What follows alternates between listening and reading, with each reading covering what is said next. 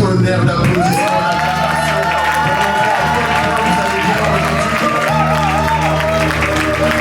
Allez, ils sont enthousiastes.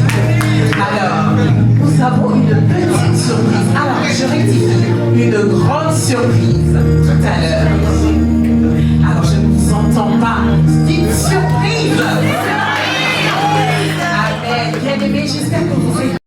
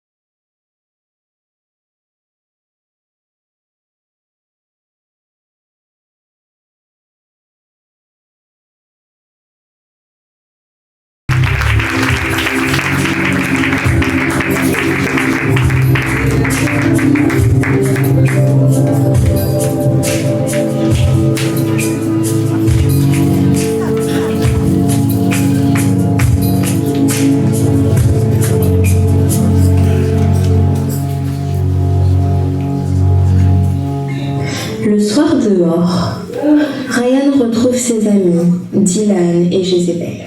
Ils parlent à voix basse.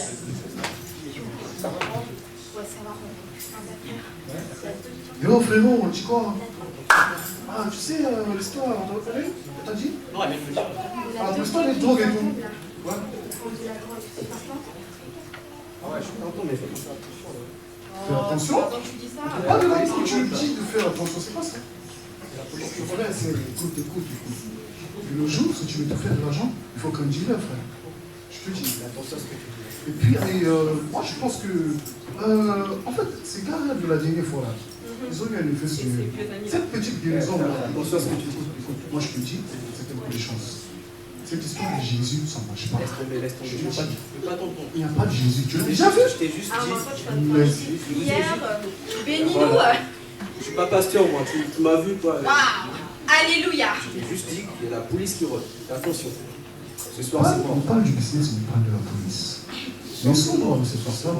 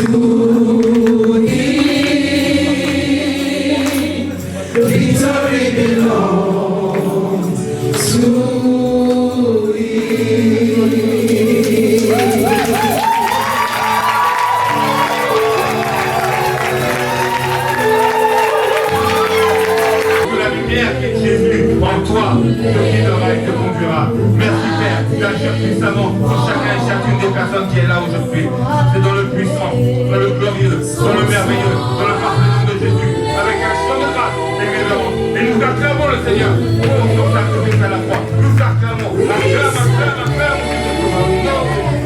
Sur la croix, son sang a coulé, coulé pour la délivrance.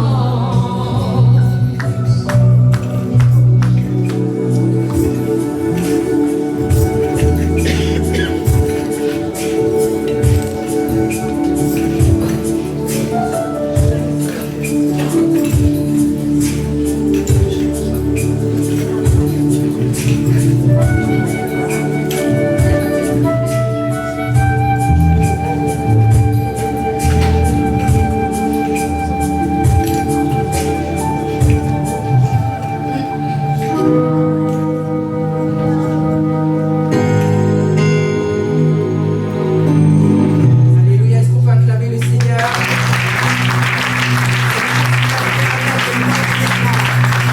Jésus est victorieux.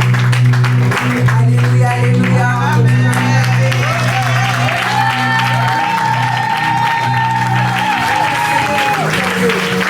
Il a vaincu la mort. Jésus a vaincu la mort. Il est sorti du tombeau. Le tombeau est vide. Nous voulons proclamer ce matin.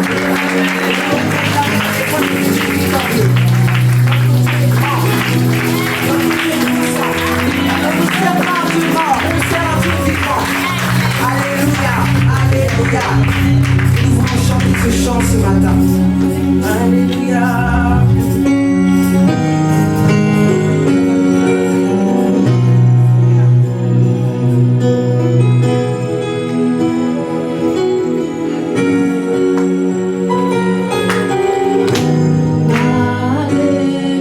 Alléluia, Jésus détient la victoire. Alléluia,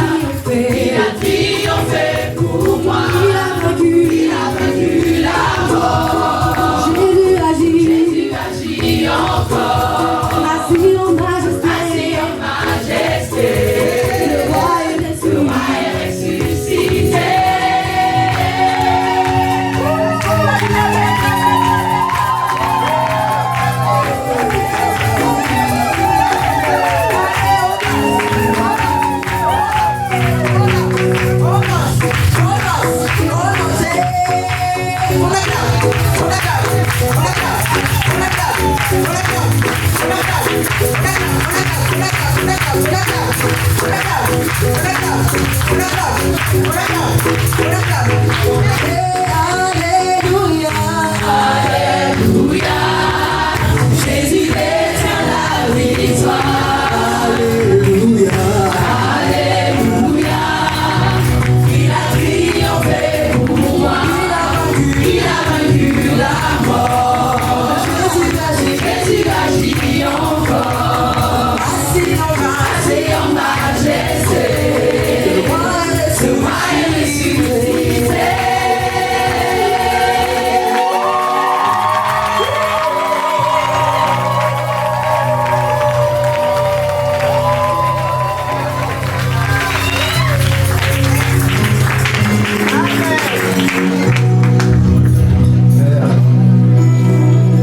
J'ai longtemps ignoré tes appels. Tu m'as cherché depuis ma naissance. Tu m'as appelé, mais moi je ne voulais pas trop répondre. Mais là, sur le lit de Dr Albert, tu as juste dit un mot, tu m'as guéri. J'étais pas digne de te recevoir, car j'avais tellement honte de tout ce que je faisais dans ma vie. Mais tu as enlevé mes fautes, tu as enlevé ma honte. Tu m'as dit, viens à moi, mon fils, car j'ai besoin de toi. Et donc voilà, papa, en ce lieu, je te donne ma vie. Cette vie que tu m'as sauvée 2 fois, sans me rendre compte, papa. Merci, je te rends grâce pour tout. Ma vie, je te la donne. Maintenant et pour toujours. Amen, papa.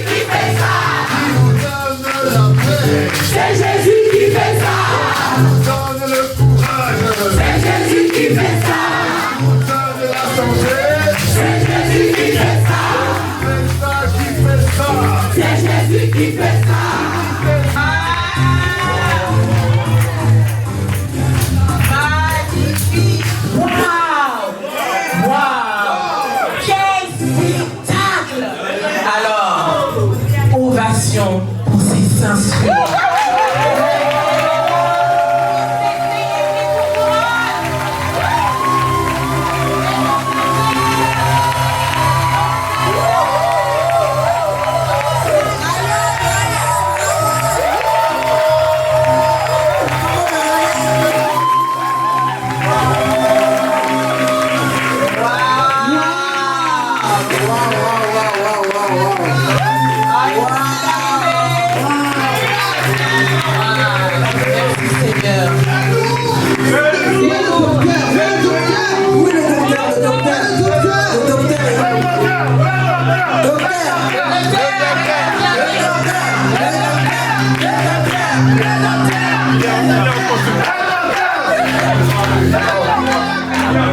Le docteur a disparu. Le docteur est en consultation.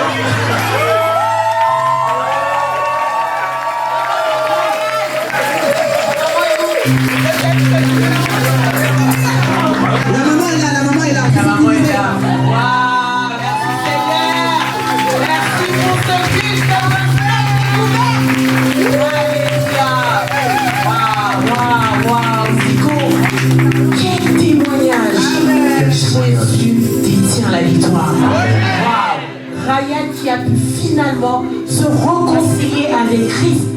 quitter sa vie passée, les lourdeurs, les oppressions, les mauvaises fréquentations pour s'attacher à la bonne fréquentation. Amen, amen, amen, amen, amen, amen. Waouh! Bien-aimé, il n'y a pas que ce témoignage, le témoignage de Ryan que nous avons entendu ce matin. Nous avons encore bien plus à vous faire écouter. Que peux-tu nous en dire plus, Zico? Tout à fait. Nous allons encore vivre des témoignages. Vous savez, on a vu un témoignage peut-être en fiction qui arrive dans la vie de beaucoup de personnes. Nous allons voir les faits réels aujourd'hui. Les personnes vont venir témoigner ce que Dieu a fait dans leur vie. Vous allez voir, nous allons encore être édifiés cette semaine. Avant de témoigner, j'ai envie de faire un petit test. Est-ce qu'il y a l'onction? We belong. Il faut relever parce que là,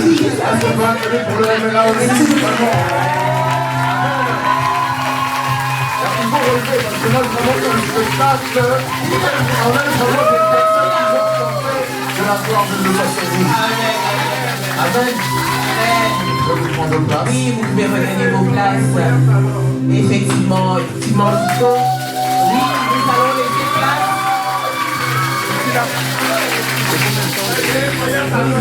Nous allons laisser place maintenant, comme Zico a dit, pas à la science-fiction, mais à la réalité.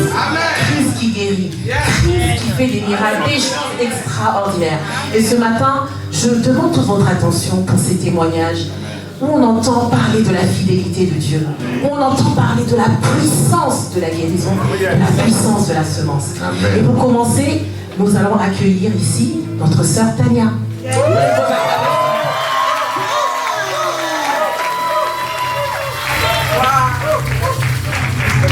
Je veux rendre gloire à Dieu. Attends. Pour ses merveilles. Gloire à Dieu. Glory to God.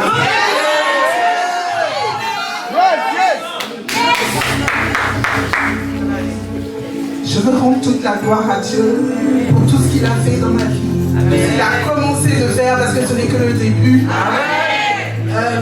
Alors j'ai quitté mon travail, je suis rentrée à la Société Générale en 2005 et je suis partie de la Société Générale en 2023 parce que je n'avais plus le cœur, je me trouvais limitée, j'étais pas, en tant qu'enfant de Dieu on a besoin de plus et je savais que j'étais capable de plus et quand je recevais ma fiche de paye à la fin du mois, franchement, une sainte colère montait en moi parce que je me disais, Seigneur, non, je suis capable tu es capable de me donner bien plus que ça.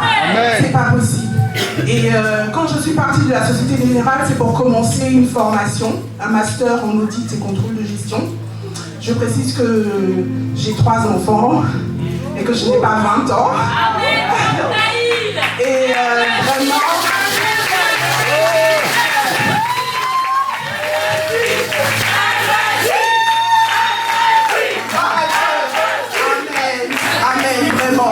Et quand je priais, je demandais au Seigneur, emmène-moi plus loin, fais quelque chose dans ma vie, vraiment ça. Je ne peux pas rester à ce stade-là, il faut que j'aille plus loin.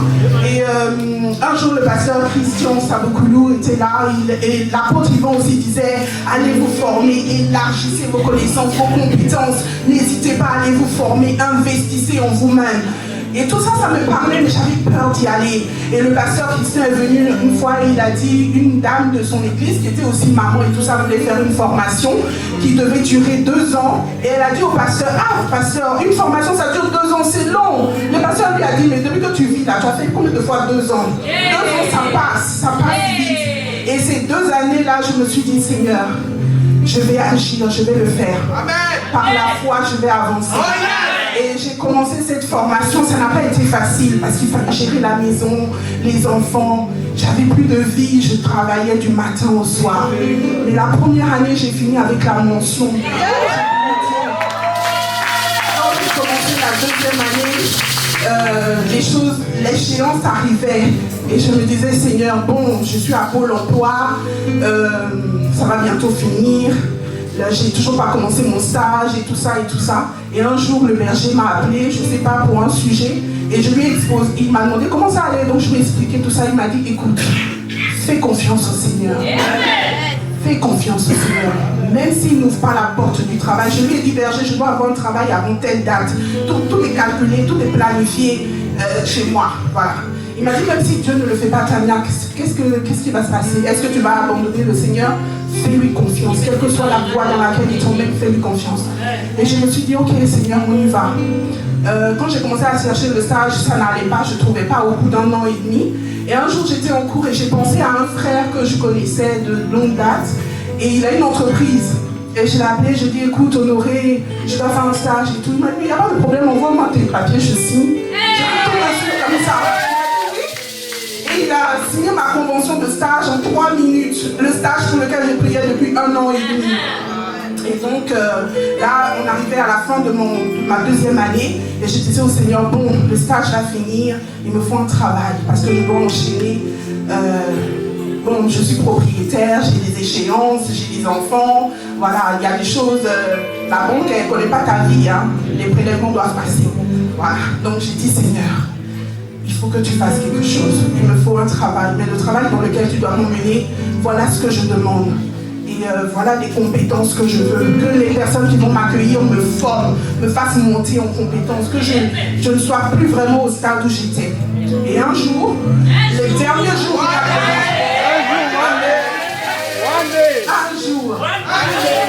le dernier jour de la conférence, non pas CAI, ICC conférence Impact de l'été, le pasteur Hashimolo a fait un appel et il a dit, franchement, la parole de Dieu est incroyable. Il a dit, si tu veux voir un retournement total dans ta vie, si tu veux rentrer dans une nouvelle saison, viens semer. Et ce jour-là, le montant qu'il a donné, c'est le montant qui me restait sur mon compte. J'étais assise là. Vous savez, la femme avec 12 ans de perte de sang qui s'approchait du Seigneur avec tremblement. Ceux qui étaient là, peut-être qu'ils n'avaient pas fait attention, mais j'étais sur talons, j'ai enlevé mes talons. Parce que le jour où j'approchais ici, c'était avec tremblement. Parce que je savais que, bon, j'ai des prélèvements, quoi. Il y a des choses, les enfants doivent manger, tout ça, Seigneur, quand même. Mais le berger a dit, fais confiance au Seigneur. Amen. Et le pasteur Shimolo a dit, si tu veux voir ta vie tourner complètement à 360 degrés, lève-toi. Et ce jour-là, quand je suis venue, j'ai donné tout ce qu'il y avait sur mon compte. J'ai dit, Seigneur, maintenant, les enfants, moi, ma maison, on avance avec toi. Amen. Quelques jours après, je reçois des factures de cantine. J'ai dit, ok. Vous savez l'histoire dans la Bible du serviteur de Dieu où on a menacé Dieu, on lui a envoyé une lettre, il est venu dans le temple, il s'est agenouillé, il a ouvert la lettre dans la présence de Dieu, il dit, regarde comment on parle de toi. Quand j'ai des challenges, c'est ce que je fais. Les factures, là, je me suis agenouillée, j'ai dit, Seigneur, voilà, nous on a tout donné. Comme moi je m'engage, c'est ma maison qui s'engage. Donc je dis le nom de mes enfants. Yoann, Nathan, Gabriel se sont engagés. Voilà les factures. Mais je n'aurai jamais honte parce que je t'appartiens. Je n'ai jamais eu de paiement rejeté, impayé, quoi que ce soit, jamais. Tout ça là, je ne connais pas. Donc là, j'ai dit, il y a des échéances qui arrivent. Seigneur, je te les présente. Quand je vois tel montant va passer, je dis, Seigneur, voilà, je me tiens dans ta présence, papa. Je t'appartiens, tu es mon Père. Pourquoi? Et concernant les factures de cantine, ce qui m'avait marqué, c'est que 2 jours après, les collèges m'ont appelé pour me dire « Oh, on a annulé vos factures, madame, donc je n'ai plus de... »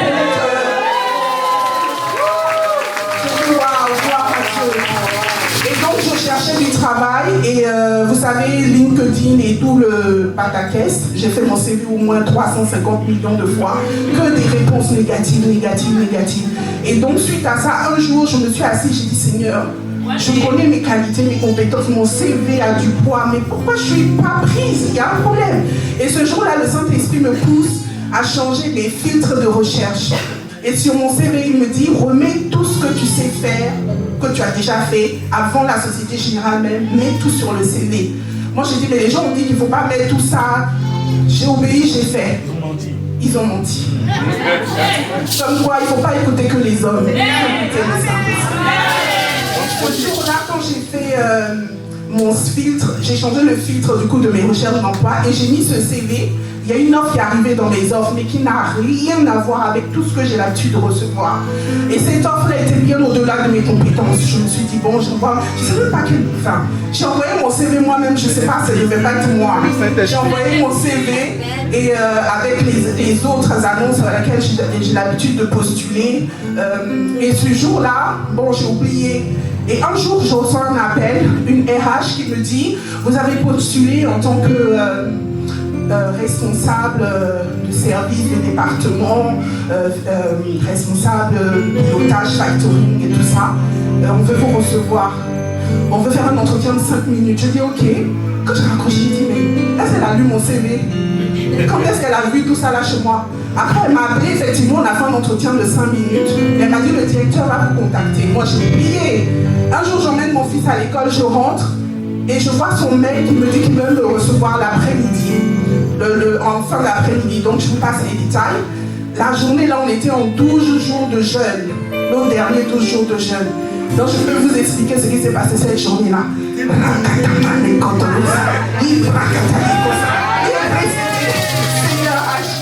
Moi-même, j'avais tellement peur.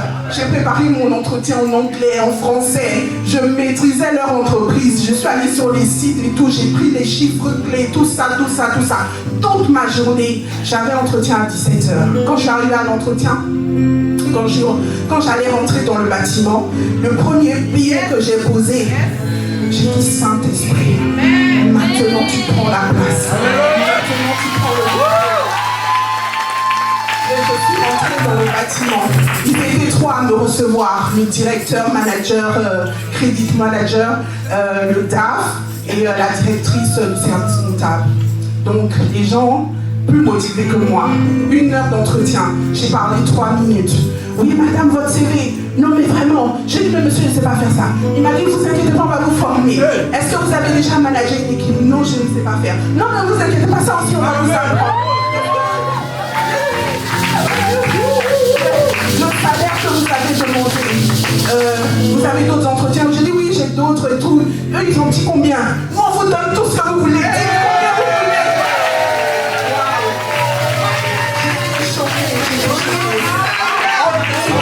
On vous donne ce que vous demandez, on rajoute les bonus, on rajoute ça. Je dis ça n'arrive pas quand il fait quelque chose.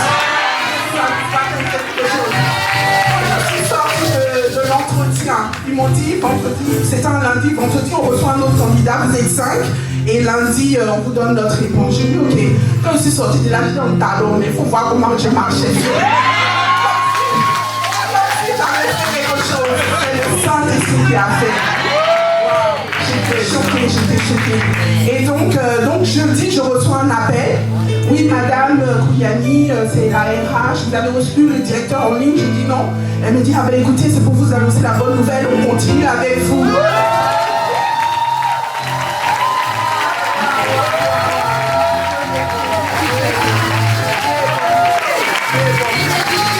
Et juste pour finir, quand je disais au Seigneur que je voulais monter en compétences et tout ça, il faut savoir que le DAF avec lequel j'ai passé l'entretien, c'est un manager en transition qu'ils avaient pris pour 6 mois. Et il faut savoir que c'est lui qui m'a formé. Donc un DAF qui a 20 ans d'expérience, une petite personne comme moi, il m'a assis tous les jours pendant 3 semaines. Il m'a boosté, il m'a appris, il a inculqué des connaissances en moi. Et sa mission s'est achevée. Il avait mal au cœur quand il partait, mais il m'a dit tu es capable de le faire.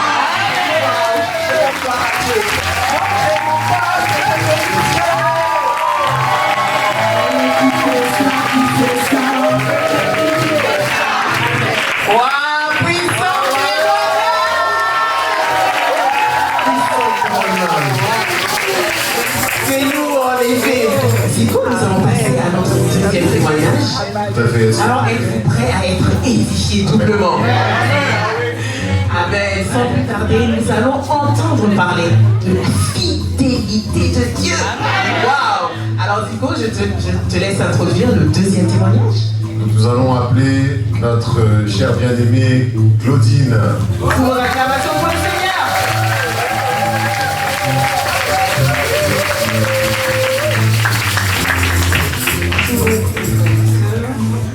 Oui, Dieu est fidèle. Il est fidèle. Il n'est pas un homme pour mentir, ni de l'homme qui se repent.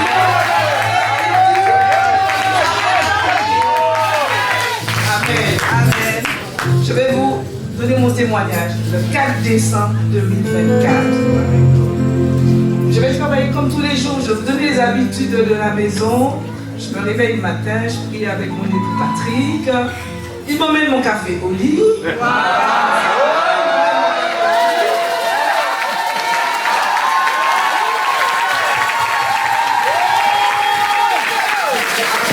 prépare pour partir travailler sur tout le trajet. On se parle jusqu'à ce que j'arrive au travail. J'arrive au travail, je travaille dans le milieu hospitalier. Infirmière de ma filière, je suis infirmière. Et à ce moment-là, mon téléphone sonne, j'ai déjà ma bouche sur moi, mon neveu qui m'appelle. Tonton, il a fait un malaise. Il gémit par terre. Tati, on fait quoi? J'ai dit, mais t'appelles les pompiers. T'appelles les pompiers, j'arrive. J'arrive, Dieu fait grâce. J'ai le temps d'arriver à la maison. Pendant ce temps, j'appelle mon neveu, je dis, tu y vas, tu pries pour lui. J'arrive, tu pries. J'arrive, le SAMU est sur place, Patrick il est dans le camion du SAMU. Je demande juste, est-ce que je peux le voir? On me dit, il ne vous entend pas, il ne vous voit pas. Ok? Je veux juste le voir. Je le vois, il me dit, j'ai mal à la tête. La seule chose que je fais, je lui pose les mains. Je prie. On part avec lui, on me dit qu'on suspecte un AVC. Il part dans la garde neurologique dans le 94. Et à ce moment-là, on me dit, vous restez sur place, peut-être qu'il va juste faire son scanner, il va certainement retourner sur l'hôpital de référence qui est Corbeil. Je dis, bon, je reste à la maison, on m'a dit qu'on m'appelle. Ce qui se passe à ce moment-là, je vais dans ma cuisine, il y avait tout le monde, je dis, Seigneur, tu ne m'as jamais dit que je finirai l'année en pleurs. Tu ne me l'as jamais dit, je finirai l'année en pleurs. Je continue, j'appelle le pasteur Fatou qui prie avec moi. Il faut savoir, je remercie les jeunes. Les jeunes se sont levés en prière. La Martinique s'est levée en prière. Je fais grâce. Donc pendant tout ce temps, on m'appelle après, l'urgentiste, le médecin urgentiste m'appelle et me dit, votre époux, il a fait une rupture d'anévrisme. Je dis rien que ça. D'accord, rien que ça. On continue à prier. On me dit qu'on le garde dans le 94. Il reste géolocalisé sur le 94, il ne va pas redescendre. D'accord, on y va, je vais à l'hôpital. J'arrive à l'hôpital. Ce qui se passe, on laisse le dossier de mon époux Patrick sur l'adaptable. Je suis infirmière de profession. Vous comprenez? On regarde. Pendant le trajet, il a fait encore à nouveau un épisode de vomissement. Il est rentré dans le coma. D'accord. Il a fait une bradycardie, c'est-à-dire le cœur s'est mis à se ralentir. C'est pour cela qu'on l'a directement positionné en salle de réveil pour une surveillance constante. Tu as fait grâce, je suis arrivée, quand je l'ai vu, j'ai dit d'accord, ok, j'ai continué à prier.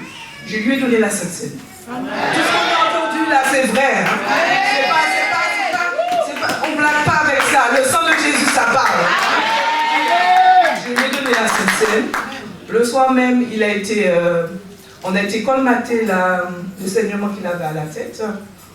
Après, ils m'ont dit que ça s'est bien passé. J'ai oublié de dire que l'église est venue à prier. Tout le monde a prié. Amen. Et il a été colmaté et tout. On m'a dit que ça s'est très bien passé. Mais maintenant, on passe dans la phase, on passe en réanimation. On passe dans la phase, il faut attendre parce que ça a saigné. Qui dit ça a saigné, il y a une pression. Qui dit pression, on me dit si ça passe pas, c'est dérivation. J'ai dit quoi? Dérivation? Seigneur, tu as la capacité d'assécher ce sang. Tu as la capacité d'assécher ce sang. Amen. On a prié. À chaque fois que je venais en réanimation, j'ai posé la main sur sa tête. Et je priais. Et je m'attendais à Dieu. Je m'attendais à Dieu, à rien d'autre. Il a fait son parcours de réanimation. Après, il est passé en service traditionnel en neurologie. Tout s'est bien passé. Tout le monde s'étonne dans le sens, est-ce qu'il a des séquelles? On a parlé de la fidélité de Dieu. Amen. On a parlé que Dieu est au contrôle. Amen. Je peux vous assurer que Dieu est au contrôle. Pas de séquelles.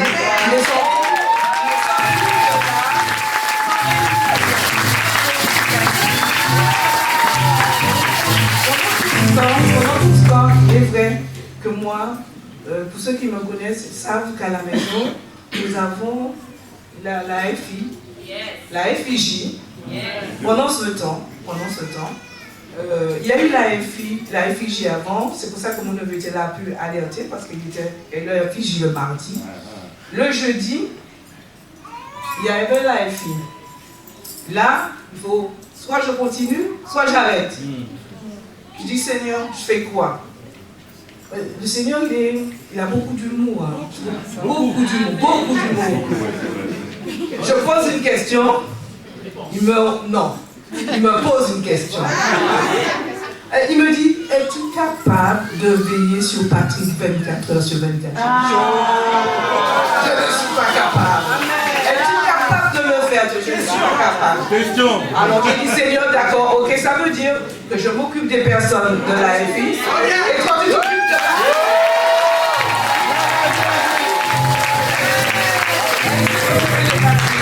Et pendant tout ce temps, je peux vous dire, la paix de Dieu, cette paix incommensurable, cette paix divine, cette paix qui sort du ciel là et qui vous garde. J'ai été gardé. C'est comme si on parle de tempête, on parle de vent, on parle de vagues, mais je suis dans l'œil du cyclone, je suis dans le calme. Et c'est ce que Dieu il a fait. Je peux aussi vous dire, quand je suis retournée au travail, on m'a dit, mais vous avez comment? Il a des séquelles, je vais vous parler de quoi? Je ne comprends pas. Effectivement, je suis dans le paramédical. Mais vous parlez de quoi? De séquelles? Quelles séquelles? Il n'y en a pas? Je crois en Dieu. Amen. Mon directeur d'hôpital qui me dit, alors madame, comment ça s'est passé? J'ai dit, votre prénom c'est Emmanuel. Vous savez ce que ça veut dire? Dieu est avec nous.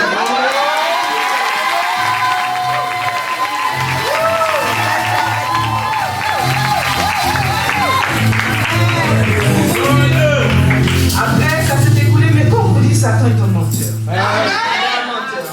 Il fait son contrôle, 6 mois après, on lui dit que l'anévrisme, c'est... Non, ça s'est réinstallé. On va le passer au bloc opératoire à nouveau. Ça, c'est en juin.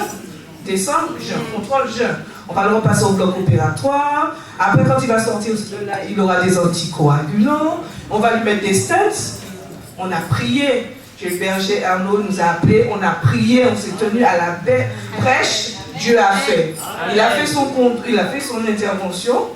Quand il est sorti de là, ils ont dit, pas besoin de stem, pas besoin de traitement. On fait ça.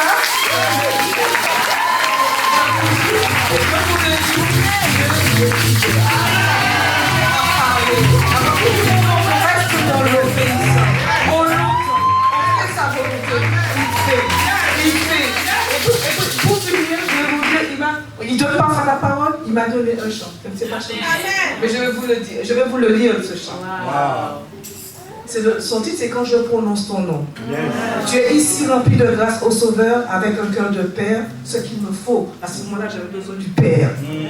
Tu es ici, tes mains pour guérir et la puissance de l'Esprit, ce qu'il me fallait. J'avais besoin de l'Esprit, du Saint-Esprit pour me guider. Amen.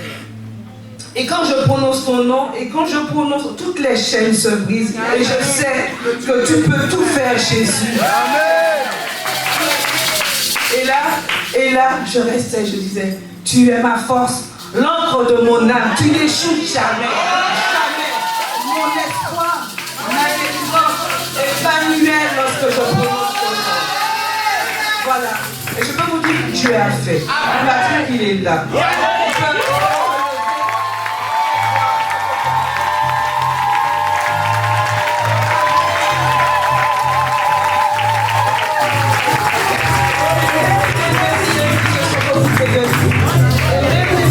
Qui se sont occupés de lui.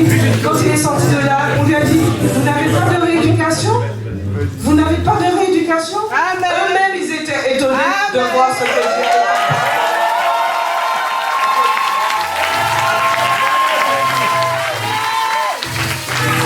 Pendant les énumérations sanguines qu'ils ont fait, normalement j'avais une insuffisance rénale. Ça n'apparaissait pas sur l'énumération. Elle avait prié dans les 12 jours de jeûne et de prière à la cité royale. Le pasteur qui a prié pour moi m'a dit que Patrick ne passera pas par les traitements ou par quoi que ce soit. Et il s'est avéré que l'insuffisance rénale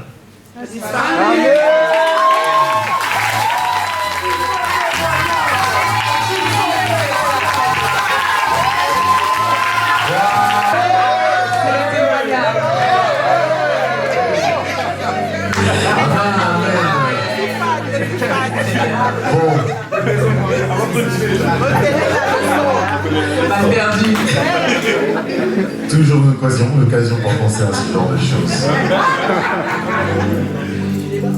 Tant d'abondance aujourd'hui. Vraiment, gloire au Seigneur. Amen. Tous ces témoignages. Et sachez que ce n'est pas encore terminé. Nous avons d'autres témoignages. Est-ce que vous pouvez encourager la prochaine personne qui va arriver? La famille pour le Seigneur. Je dis ça. Alors nous allons effectivement passer au prochain témoignage et nous allons inviter Marie-Cécile à nous rejoindre.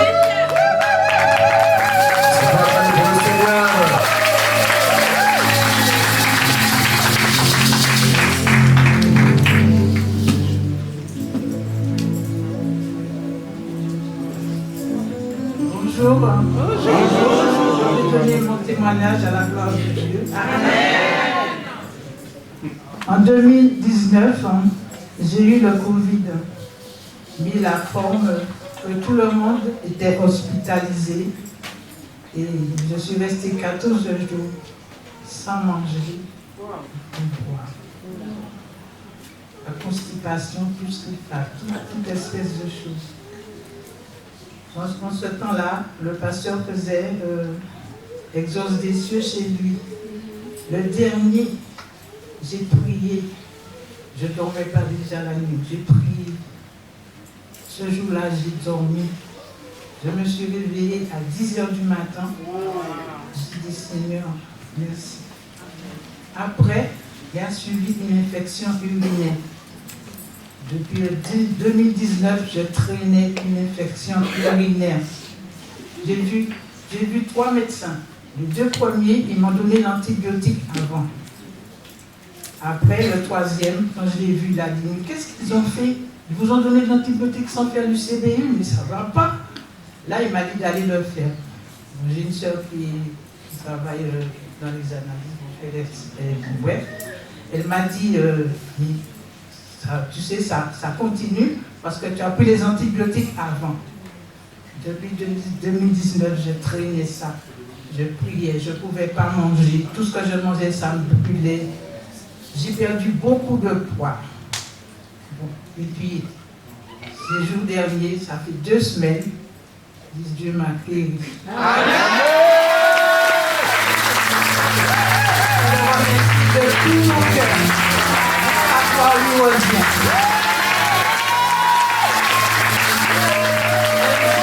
Je voulais juste rajouter quelque chose. Il faut savoir que maman, bon, elle n'est pas rentrée dans les détails, mais en fait, elle sortait plus avec nous. Elle pouvait plus sortir. Parce que dès qu'elle sortait, en fait, à chaque fois, elle avait peur que ça la brûle. Quand on sortait, en fait, elle cherchait à chaque fois les toilettes. Du coup, elle pleurait beaucoup parce qu'elle se sentait coupable, en fait, de ne pas pouvoir être avec nous. C'était très compliqué parce qu'en fait, on l'a vu maigrir d'un coup. Faut savoir qu'elle n'était pas du tout comme ça, vraiment. Bien en forme, vraiment. Mais elle a perdu beaucoup de poids. Elle a dû arrêter son activité préférée, qui était la piscine. Elle ne pouvait plus y aller. Et vraiment, je rends grâce au Seigneur parce que elle a eu la foi. En fait, à chaque fois, on lui disait, mais maman, à un moment donné, il faut aller voir le médecin. Laissez-moi avec vos médecins, laissez-moi avec vos médicaments. Je compte sur Jésus.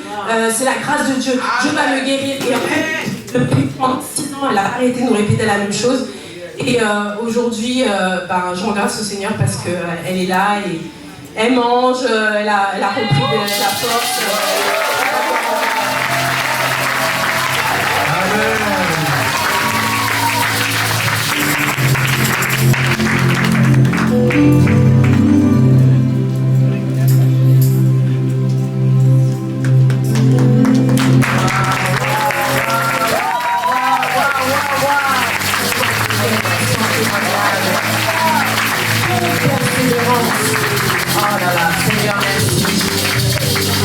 S'il y a une chose qu'on peut tous retenir et qui est certaine, c'est que le ministère de Jésus est rempli de guérison, rempli de miracles de guérison. Et ce matin, nous sommes encore émerveillés de voir ce qui se faisait il y a 2000 ans se fait encore aujourd'hui. Nous allons poursuivre, Nico. Amen. Donc Dieu est vivant, nous allons encore le remercier et nous allons demander à notre dernier témoignage, car nous avons encore un témoignage qu'on va acclamer pour le Seigneur. Alors, si vos acclamations bien aimées, nous allons recevoir ici Lorena, qui va nous parler encore de Jésus qui guérit les malades.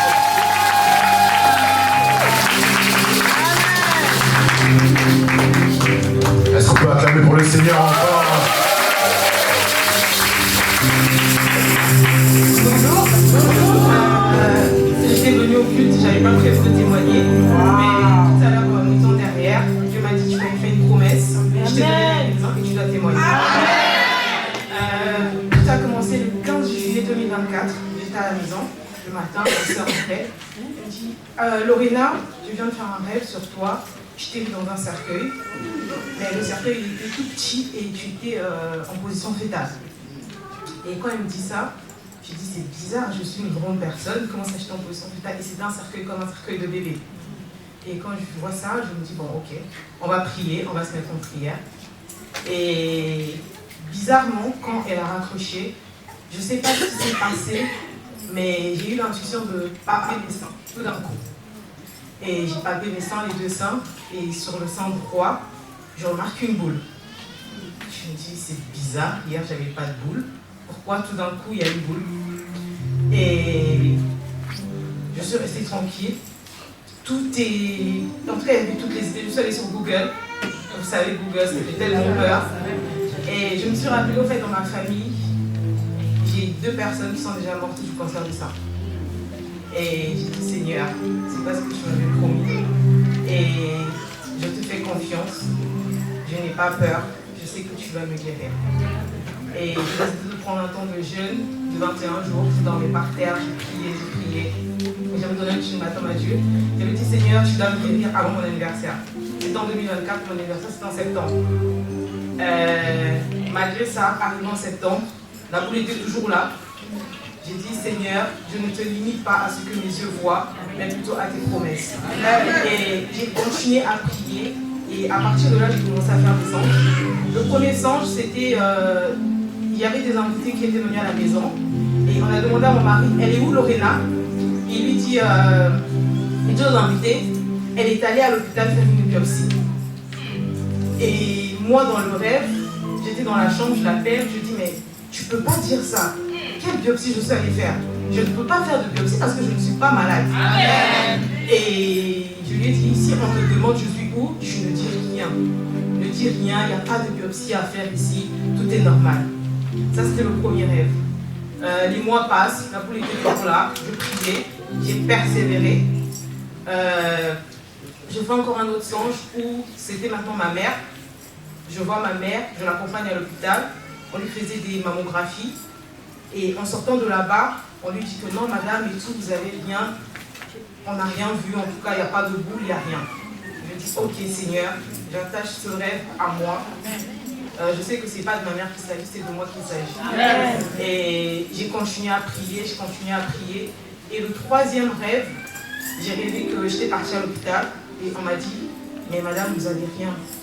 Vous êtes guérie en fait. On ne voit pas de boule, on ne voit rien du tout. Et j'ai continué à prier malgré ça. Et jusqu'en mai, juin, un jour je me réveille. J'avais fait un songe comme quoi il y a une main qui était venue sur moi. Et le matin, quand je me suis réveillée, je suis allée à la douche, en me lavant, j'ai palpé. Il n'y avait plus de boule. Wow.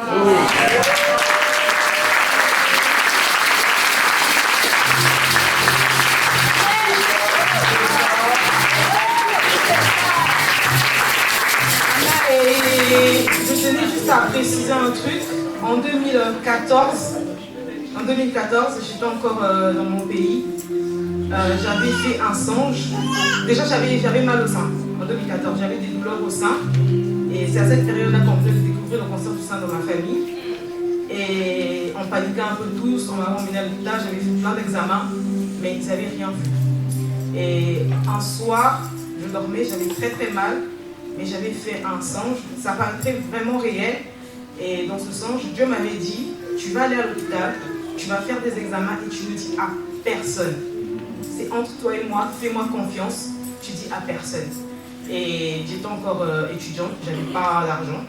Je ne sais pas comment j'avais fait, mais j'avais fini par trouver l'argent. Je suis allée faire des examens. Et quand je suis rentrée dans le bureau du professeur, elle me connaissait déjà, vu qu'on avait tous fait des examens chez elle. Et quand elle m'a vue, elle m'a dit, mais Lorena, pourquoi tu reviens ici? Toi, je ne veux pas te voir ici. Tu n'as rien au fait.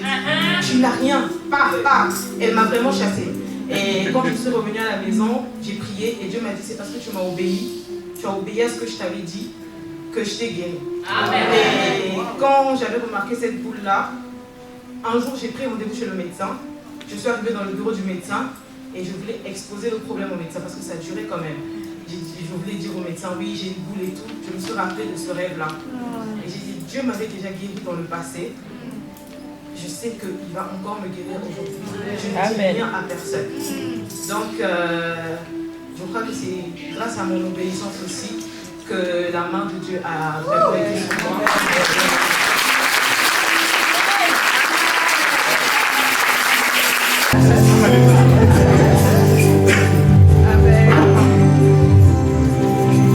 Qui a été béni par les témoignages, par le spectacle, par tout ce qu'on a vu ce matin? Qui a été béni? Vous savez, il y a une chose que Dieu est. Quand je dis est, c'est sa nature. Dans sa nature, Dieu est amour. Dis avec moi, Dieu est amour. Et dans son amour, il n'attend pas de toi et de moi que nous soyons parfaits. Dans son amour, parfois même, toi-même, tu te dis, je ne suis pas la bonne personne pour me rapprocher de Dieu. Quand je regarde à ma vie, quand je regarde à la manière dont je vis, je suis peut-être dans une addiction, je suis peut-être dans des pensées de défaite, je suis peut-être dans des mauvaises fréquentations. Quand je regarde à ma vie, je ne suis pas digne d'être proche de ce Jésus. Mais mon frère, ma soeur, je veux te dire ce matin, Dieu est amour. Dis, regarde ton voisin, dis-lui, Dieu t'aime. Dieu t'aime. Non, si ne te regarde pas, regarde l'autre. Si ne te regarde pas, regarde l'autre. Et tu, bien aimé, il faut que tu comprennes ça. Parce que ce n'est pas une réalité. Ce n'est pas peut-être quelque chose que tu vas voir de tes yeux palpables tous les jours. Mais c'est une vérité. Dis avec moi vérité. Vérité. C'est une vérité. Parce que la Bible nous dit quoi? Il est venu parmi les siens, mais les siens ne l'ont pas reconnu. Alors à tous ceux qui ont décidé de croire en lui, il leur a donné le pouvoir. Vous savez, l'amour de Dieu est une capacité. L'amour de Dieu est un pouvoir. L'amour de Dieu te rend capable de l'aimer en retour. L'amour de Dieu. Vous savez, je me souviens à l'époque quand j'étais dans le monde. Oui, il y a quelqu'un qui me disait arrête les fréquentations mauvaises. Il y a quelqu'un qui me disait arrête les femmes. Mais à chaque fois qu'il me disait cela, je lui disais laisse-moi tranquille, tu sais pas ce que je rate. Moi j'ai mes nanas, j'ai mes trucs. Mais il y a un jour,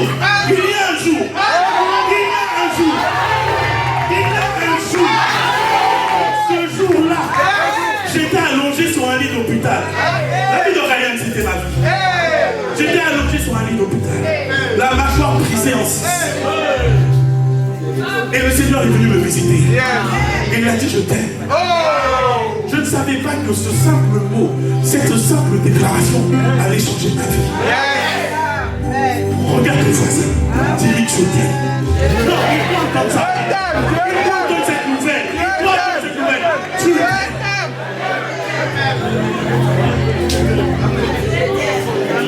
Regardez. Il y a un passage que j'aime beaucoup. Jean 3,16 et surtout le verset 17. Oui, Dieu a tant aimé le monde qu'il a donné son Fils unique, afin que tous ceux qui placent leur confiance en lui n'échappent pas à la perdition, mais qu'ils aient la vie éternelle. En effet, Dieu n'a pas envoyé son Fils dans le monde pour condamner le monde,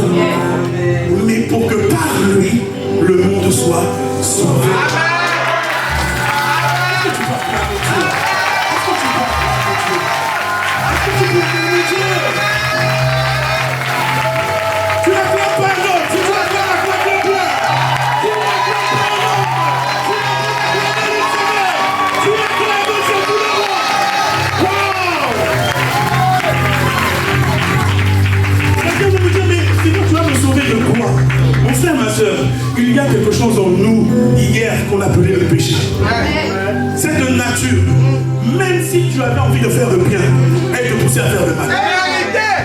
Même si tu venais donner des semences, oh je donne de la nourriture SDF, tant que tu n'as pas été sauvé par Jésus, elle produit en toi le mal.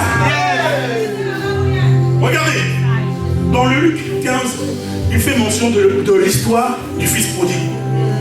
Et le fils prodigue, c'est toi et moi. Le fils prodigue, arrivé à majorité, il a pris son bien, son argent, et il est parti le dilapider avec les femmes, avec les dealers. Et à un moment donné, il se retrouve assis. Et il commence à réfléchir. Tu sais, mon frère, vous savez, ça c'est souvent quand les gens sont alcooliques là. Ils commencent à raconter leur vie. Tu sais, mon frère, non, tu sais la vie, tu sais, la vie compliquée. Moi, je suis le fils d'un riche. Oui, je suis le fils d'un riche.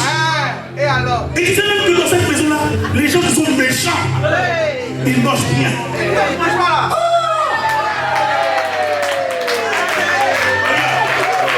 Regarde ce que dit la parole. Luc 15, verset 18. C'est maintenant le fils prodigue qui parle à lui-même. Il dit, je vais me mettre en route. J'irai trouver mon père. Je lui dirai, mon père, j'ai péché contre Dieu. Mon père, j'ai péché contre toi. Mon père, je ne suis pas digne d'être là avec toi. Il dit quoi? Il dit quoi la suite? Il dit, je ne mérite même pas d'être considéré comme ton fils. Peut-être tu te dis la même chose. Peut-être en regardant ta vie, tu te dis la même chose. Mais regardez la réaction du père. Quelqu'un peut dire avec moi, père. Vous avez dit quoi au début? Il est amour. Il est amour. Et le père, regardez la réaction du père. Le père, regardez. Il se mit donc en route pour se rendre chez son père. Comme il se trouvait encore à une bonne distance de la maison de son père l'aperçut et fut dans une profonde pitié pour lui. Il courut à la rencontre de son fils et se jeta à son cou et l'embrassa longuement. Non, dis avec moi, notre Dieu est amour. Notre Dieu est amour. Vérité. Ce matin, je peux parler à quelqu'un. Ce matin, je peux parler à quelqu'un. Tu t'es peut-être éloigné de Dieu.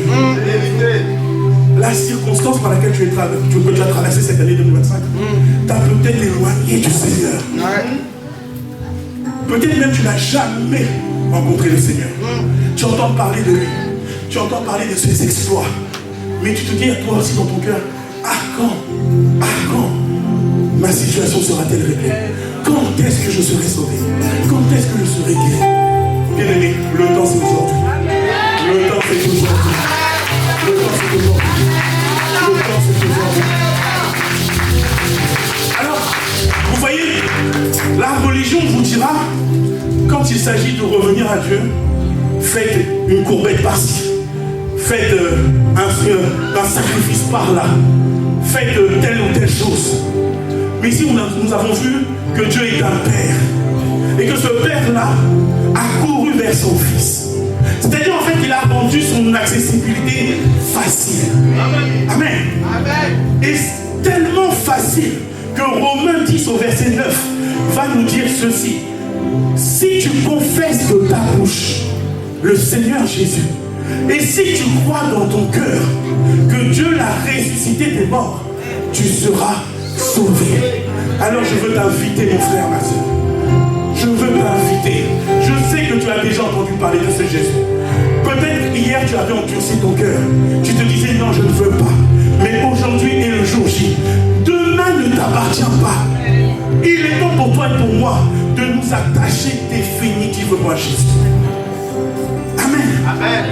Alors, je vais t'inviter à faire cette courte prière. Je vais t'inviter à faire cette courte confession. C'est simple comme vraiment une discussion entre un enfant et son père. Amen. Alors toute l'assemblée avec moi, nous allons répéter ensemble pour t'aider.